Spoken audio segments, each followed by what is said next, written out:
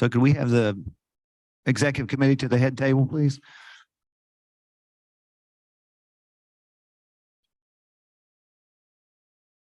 And FYI, they are serving in the back if anybody wants to get a beverage to.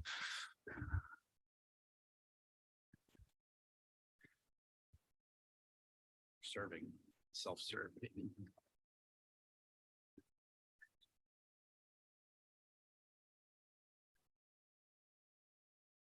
I don't know. I mean, the thing is, I don't have a script. I don't have a slide deck. I just, we're going to roll through it, I guess. Okay, they need to load it. Just come on up. Yeah.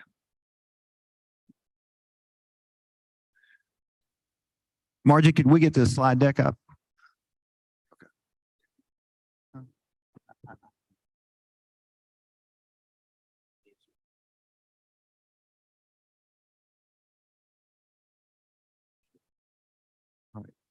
All right, we'll call the business meeting to order. I'll start by reviewing the mission of the Southeastern Surgical Congress.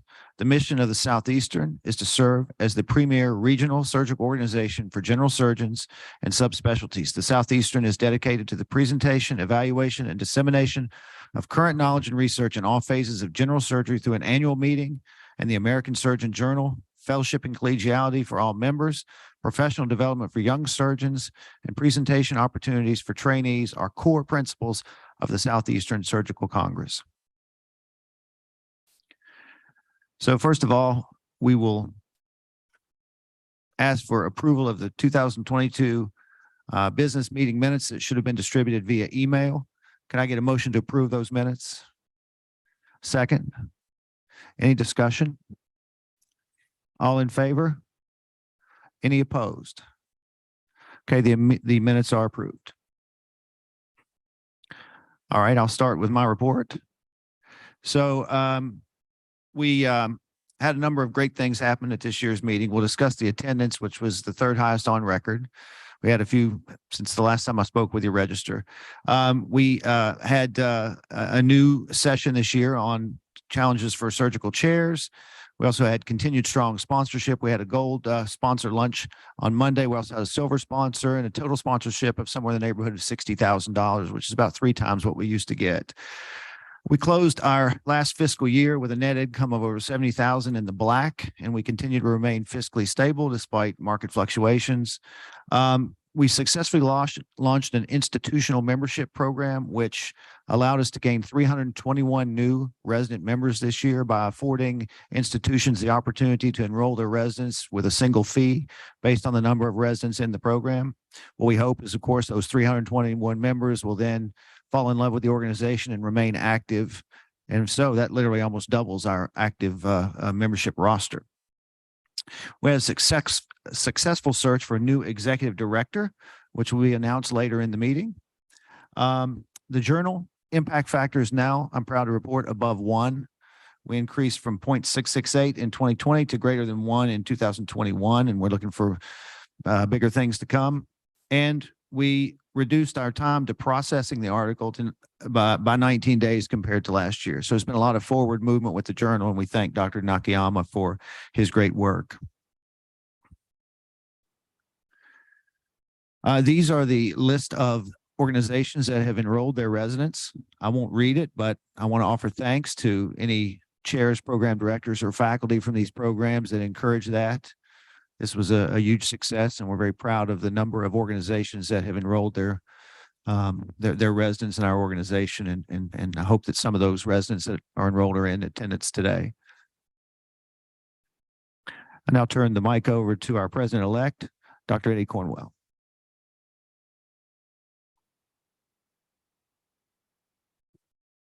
Good afternoon. Thank you, Mr. President, and thanks to the council and to the Congress overall for the emerging opportunity to serve as the president. Role of the president-elect is includes that of membership, and this is an area where there's great opportunity and great encouragement. We have, as you just heard from President Richmond, a growing membership pool, but as defined here. We have a total of 401 active members, and 437 resident members, largely facilitated through the prior slide that you just saw, institutional membership, which offers all that you see taking place in this meeting as an advantage for those institutional members. My own institution has 33 residents who, many of whom have come to this meeting over the last 3 years, participating in the scientific program. I mentioned at our own executive meeting, a research associate resident of mine that's just getting into research just got a note from Dr. Nakayama about her first authored article that came through the scientific program, the opportunity to be at the podium.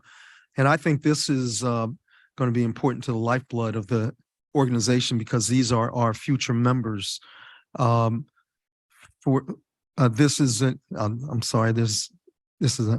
moving into Manny's report.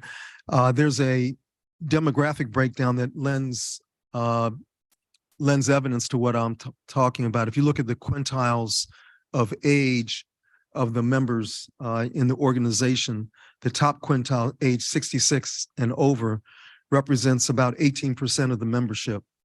That breakdown is 1% are women and 17% are men. But at the youngest quartile, ages 25 to 35, which represents 15% of the membership, that breakdown is 7% women, 8% men. So it's almost 50-50, the youngest quartile. And this is going to be, this progression is going to be where you'll see the improving gender diversity within the membership. We see a similar but not as pronounced thing, as a pronounced pattern as it relates to racial and ethnic diversity, where at the younger ages we see more diversity than at the more senior ages.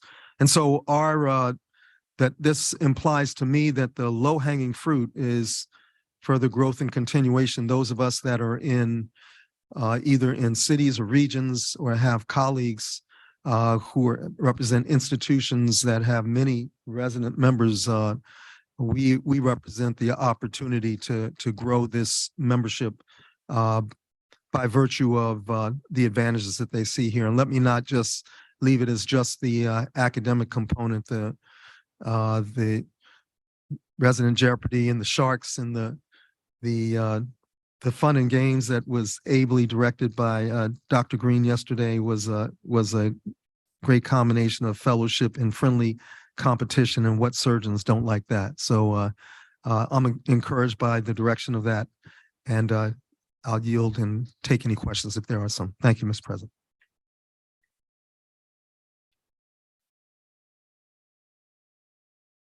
Next, we'll bring to the podium Dr. Manny Zervos for his final report as treasurer.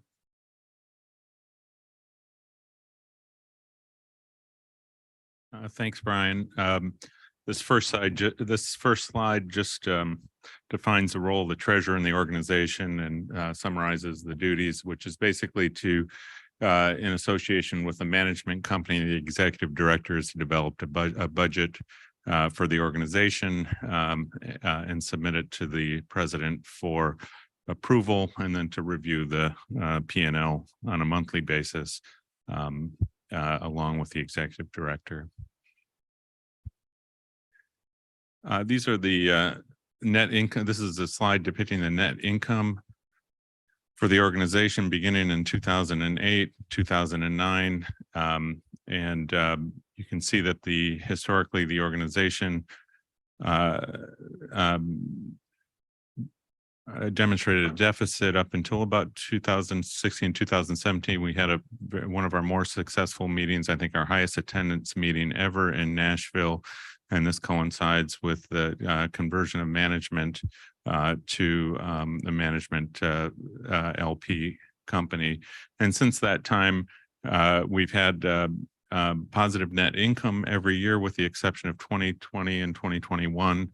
And as you recall, this was the year we didn't have a meeting. All of our finances were sort of attenuated in that year, and that we had a loss of about $3,500, really reflective of the absence of income from the annual meeting. And then in 2021 and 2022, As you'll recall, we had two meetings, one in Atlanta and the second in Nashville. And then the financials began to assimilate what we had been used to. Again, pretty remarkable to only lose $3,500 in that year of COVID, or that first year of COVID. And then these are our assets as of the end of 2022, or the fiscal year of ending June 30th, 2022. And you can see the organization has just over $700,000 in assets. And again, beginning in 2016, there's been a steady growth in assets. These are comprised of money in our checking account, the foundation, and then our investment account, which is $307,000 at Web Financial.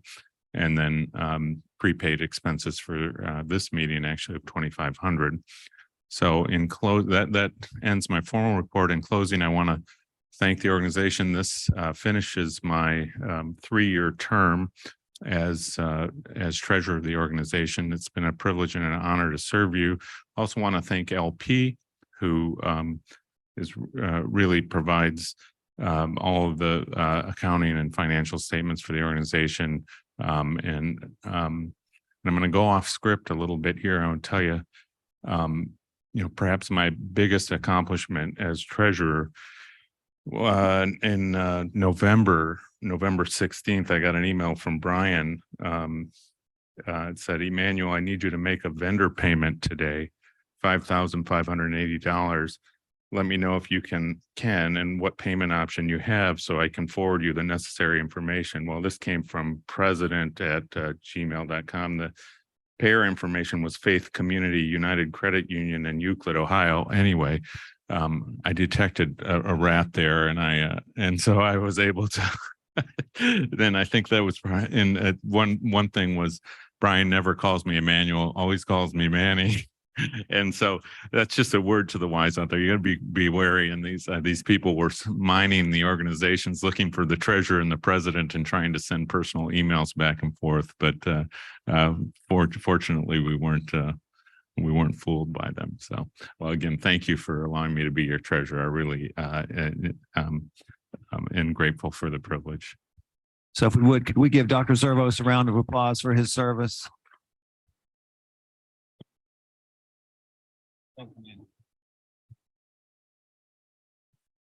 Fantastic job. And it's a job that requires really attention to detail. And we appreciate Manny's hard work. And we appreciate that he didn't pay the ransom. Next, Dr. Tim Farrow for his final report as our executive director. Thanks, Dr. Richmond. I am sad to say I actually paid that out of my account.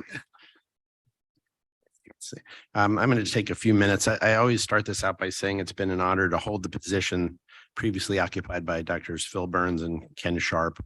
And now in my final hours as executive director, I feel inclined to just reflect for a few moments. I do want to recognize Bobby Joe Moore, who was running the Southeastern Surgical Congress from an office in Georgia when I took this job 8 years ago. And Bobby had a deep institutional knowledge. And during my onboarding, she spent many hours along with Dr. Ken Sharp teaching me about the workings of the Congress. So thanks to Bobby. Ken Sharp is a visionary leader who carried the Southeastern Surgical on his back and who set the Congress on the right course. And when I took the reins, Dr. Sharp had already informed my to-do list. And he advised regarding several areas that we should explore. We had to implement the change from a regional representation to a committee structure, which he started. We had to continue to explore making the American Surgeon an electronic journal. We had to consider whether or not to change to a professional publisher. And we had to consider the right time to move to professional management for the Congress. So I have been lucky to partner with 8 amazing Southeastern Surgical Congress presidents who tackled these areas and others. Dr. David Cole was the first president with whom I worked. And he brought his executive and leadership skills and helped guide me into the job. We did a financial audit. We quickly determined that the right time to move ahead with professional management was immediately, and we took the steps to do that and to close the physical office. Dr. David Feliciano oversaw our professional management transition to LP. He ran a strategic planning retreat. He established the Southeastern Surgical Treasurer position, which was key. And he prioritized the archiving of our historical records from the office. And he and Dr. Rozicki endowed our historical lecture. Dr. David Adams continued the process of archiving our records. He oversaw the search for a medical library to where to put our records. And he recognized and prioritized the need to grow our efforts at diversity in the Southeastern and in our meeting.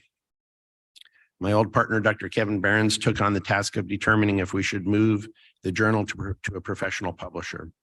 He ran us through a consulting process and an RFP process to select a publisher with the goals of expanding our circulation and our impact, but still trying to maintain the mission of the journal. Dr. Rebecca Britt started many interesting things in the meeting, the crazy cases. She helped establish the 501c3 tax status. She started the Women in Surgery Breakfast. She helped initiate the transition plan for our editor-in-chief, Dr. J. David Richardson. And she oversaw the search for the next editor-in-chief, and we selected Dr. Nakayama. Also, Dr. Britt helped bring our meeting back to New Orleans, which was a great meeting, and she got it all done right before COVID. Dr. William Richards, unfortunately, had to deal with the COVID meeting year, and we delayed, I think, 2 times until August of 21. He established the new DEI and research committees. He led us through the challenging times after George Floyd's murder, and he steadfastly kept us focused on our missions. He set up our first combined mock orals with the Southwestern as well. And Dr. Richard Field served a 6-month term between the 2 meetings that were close. And it was COVID meeting number 2 with a very short timeline. He reinvigorated the Southeastern Surgical's commitment to our community and rural surgeons. And that meeting was a great success in Atlanta Buckhead. And we had our first DEI symposium, and we worked hard to improve our electronic accessibility for the journal articles. Dr. Brian Richmond has been more like a partner to me than anyone over these last 8 years. He's been instrumental in every one of these changes mentioned. And in his prior role as the first Southeastern Surgical Treasurer, and then now through his ascension on the executive committee, Dr. Richmond earned this role as president. He should be recognized for his longitudinal commitment to the Congress. And most recently, he led the process to choose our next executive director. And I'll say together with LP, we've accomplished much, and a few highlights that I haven't mentioned. We've turned this meeting into more of an electronic meeting, more modernized. We have a meeting app, thanks to Dr. Marr. We have self-assessment CME through the app. We have e-posters now called Quick Shot Orals. And that has helped us to reduce the space we need. It's opened up different cities and different venues for us. We have online abstract submission, online review process, online program planning, and that saved us some money and travel. We have a social media presence. We have hybrid meeting access because COVID gave us that. But we've continued our partnership with the American College of Surgeons for CME and for the Sunday program that the college sponsors. We've tried to make the meeting more fun and more financially stable, thanks to Dr. Zervos and Dr. Richmond for their work in that regard. We've added some entertainment to the opening session and to our receptions. And of course, the feud, the Shark Tank, all these interesting things we put into the meeting. I thank all the program chairs and committees. We've had to consolidate some of our social activities, but I think they've been just as fun. Some of the lunches and receptions, and we've got a better budgeting process. Getting near the end here, we've established the Southeastern Surgical Congress Foundation because of Becky's work in getting us the right tax status. And some of our fundraising efforts have been more successful than others, but last night there were people very excited about the squares for the Super Bowl. So thanks to LP. Most proud of the fact that in my own way, I've helped open up some leadership opportunities for the young members who have earned it. And it's all because sort of what Ken started, giving us committees, giving people roles to grow through the Southeastern. We've elected 3 society representatives, Mike Myers for the Board of Governors, Amy Hildreth for the American Board of Surgery, Katie Morgan, Advisory Council rep. And of course, Dr. Nakayama's amazing work taking over the journal, making us electronic and modern. And we now have a worldwide marketing team behind us. I'm really proud that we've engaged several partner institutions, Emory University, for example. I lament that some of the others have sort of faded away, but there's more work to be done there. And we've weathered other challenges, COVID, of course, but the loss of some irreplaceable mentors and leaders, J. David Richardson, Noni Lowry, to name a couple.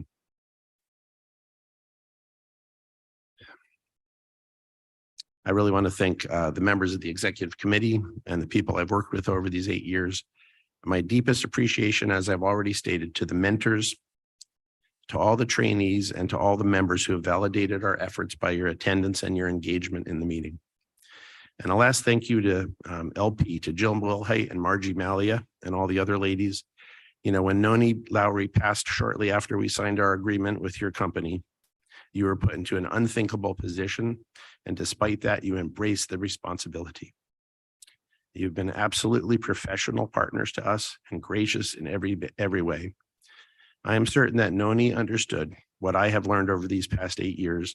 The best thing that you can do in any endeavor is to surround yourselves with amazing people. And I've been lucky to be there. Thank you for that. Thank you.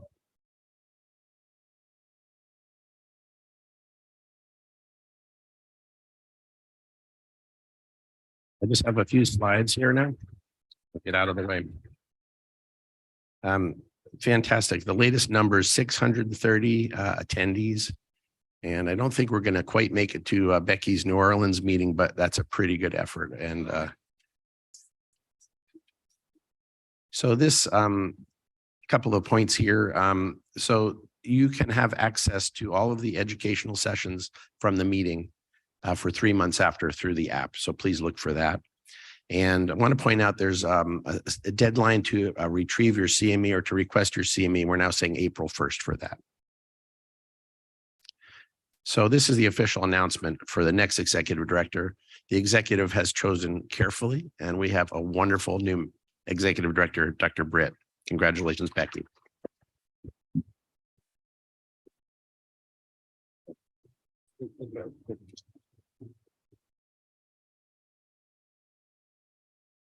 So once again, congratulations to Rebecca Britt for her role as the incoming executive director. I'm certainly excited to see what she'll do with the organization. I just want to just reflect on Tim's comments for just a second. You know, the first time I got to know Tim was about a decade ago, and he was the CME chair at the time. And I remember at that time we were handling everything by conference call, and I hadn't really formally met him, but there was so much movement in the organization. And I just remember every month we'd have this conference call, and they would just heap more and more and more stuff on Tim's back.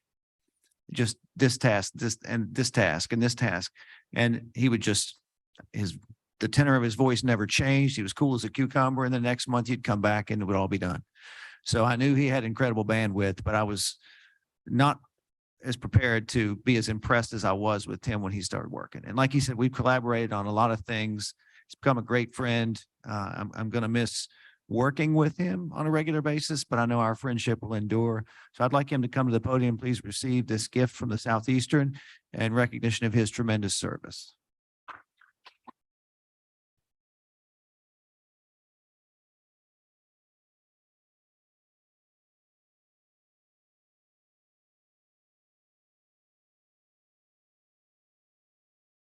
Next, we'll have the report from our program chair.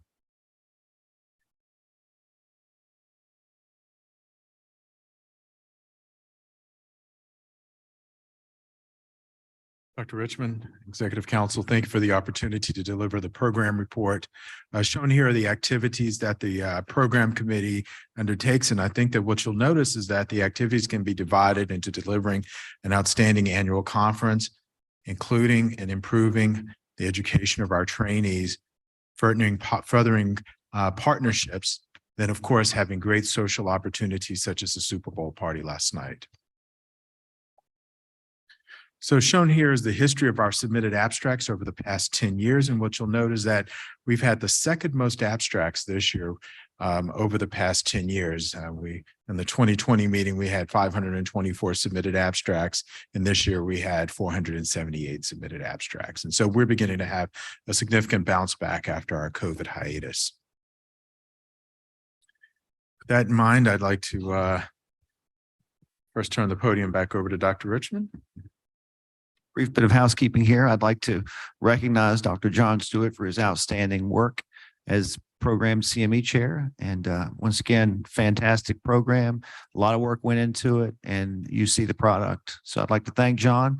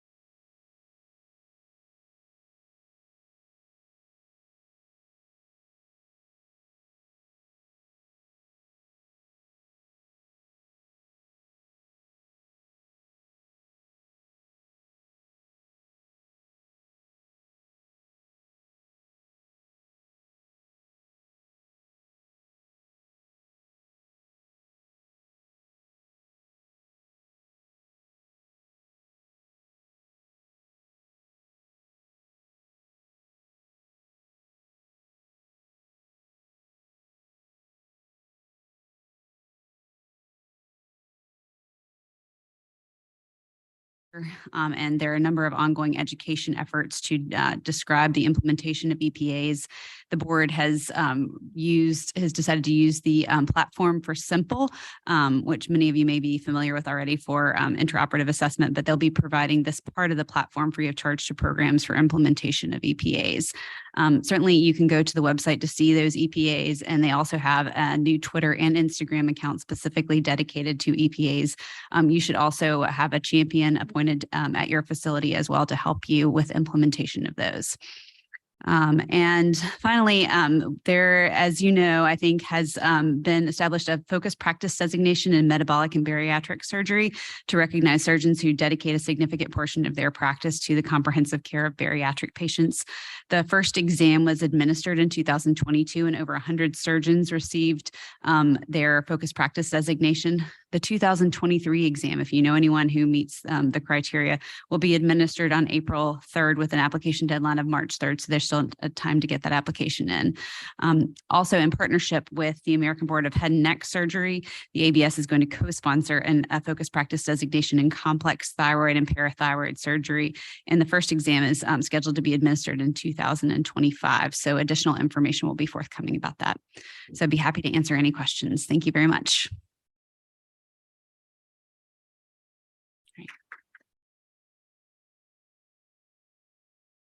Thank you, Amy, for all your hard work with the board. Next, we'll welcome Dr. Nan Nakayama for a report from the editor-in-chief regarding the journal.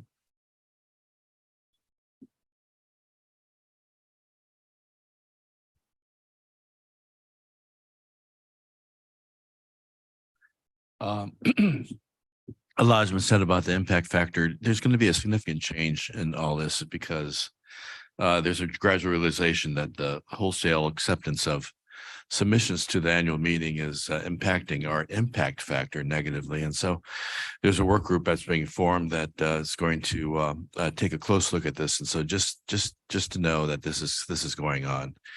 It's a serious discussion that's going to change in a lot of ways the how we view the journal and its mission. So be on the lookout for that. I want to remind everyone this is a organizational decision that will be made by the council. A lot of downloads. I think that the switch to electronic accessibility has had a profound impact. We've over 150,000 downloads, which is incredible. A lot more institutional subscriptions as opposed to membership inscriptions, and a lot of our visibility is with these library packages, which are truly immense. Okay, these libraries cover entire year, and then the entire Europe. There's a Far East libraries consortium, and that allows great visibility for the journal in an international venue. And then the upcoming year, just just be aware that this is being discussed. You know, we want to have a journal that we can all be proud of, basically, right? We want to maintain the mission of the Southeastern, and yet we want to make sure that we take editorial responsibilities seriously. We're going to move to double-blinded reviews. That's I'm sorry I said that. It's politically incorrect, right? Double anonymized reviews, and that's going to be in the future. I know everyone in this room has been a reviewer. Thank you very much. It is that is the most challenging part of this job is making sure that no one person is excessively burdened with reviews. I try to allow people to have at least 2 months in between reviews, but there are some instances where people have content expertise that absolutely cries out for their review of a given article. So thank you very much. Thank you for your support of the journal.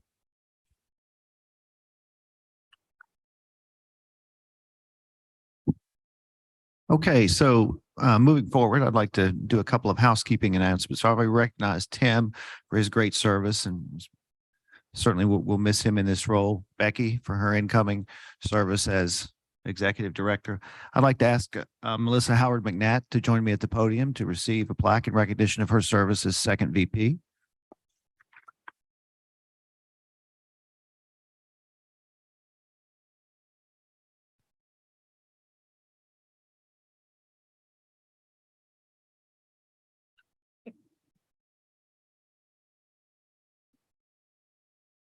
I'd also like to once again recognize John Stewart for his great work as program chair. Let's have a round of applause for him as well. It was an outstanding program, John. Once again, another round of applause, please, for Dr. Tim Farrell. We can't thank him enough.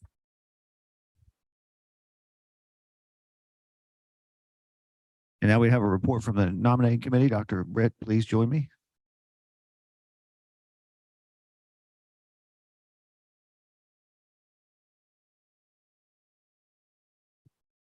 All right, before we get to that, I'm going to take the privilege of the podium for just 1 minute. I wanted to thank the executive committee for putting your trust in me and choosing me to lead going forward, taking over from my friends, my mentors, my sponsors. For those of you who don't know me, I joined this organization in 2004 and really consider this where my academic career has grown and blossomed. I don't think I've had a single promotion or election into another society that didn't have letters written by many of you who are sitting in this audience. So to get the opportunity to follow in the footsteps of Phil Burns, Ken Sharp, Tim Farrell, it's a huge honor, and I am thrilled to do this. With that being said, I'm going to get down to business. So on behalf of the past presidents, I met with Dr. Bill Richards, Dr. Richard Fields, and came up with a recommendation from the nominating committee that we'd like to share with you. So our executive council does have a standing committee chair representative, and we propose that we would have Dr. Ingrid Mazzola from Vanderbilt University. We're proposing Dr. Sharma from Emory to take over from Manny as our treasurer. For second vice president, Dr. Benjamin Dart from Tennessee, from Chattanooga. First vice president, Dr. Manny Zervos from East Carolina. And for president-elect, Dr. John Sweeney from Emory University. Before we vote on this, I would like to open the floor for any other nominations. Second. All right. I'm sorry. I guess I should have said also, we recommend for president, Dr. Eddie Cornwell, but I think we'd already discussed that one. Sorry, guys. Any opposition? All in favor? Congratulations.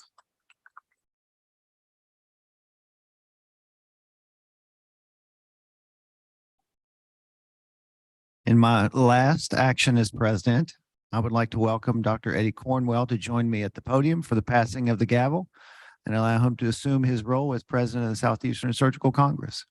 Dr. Cornwell.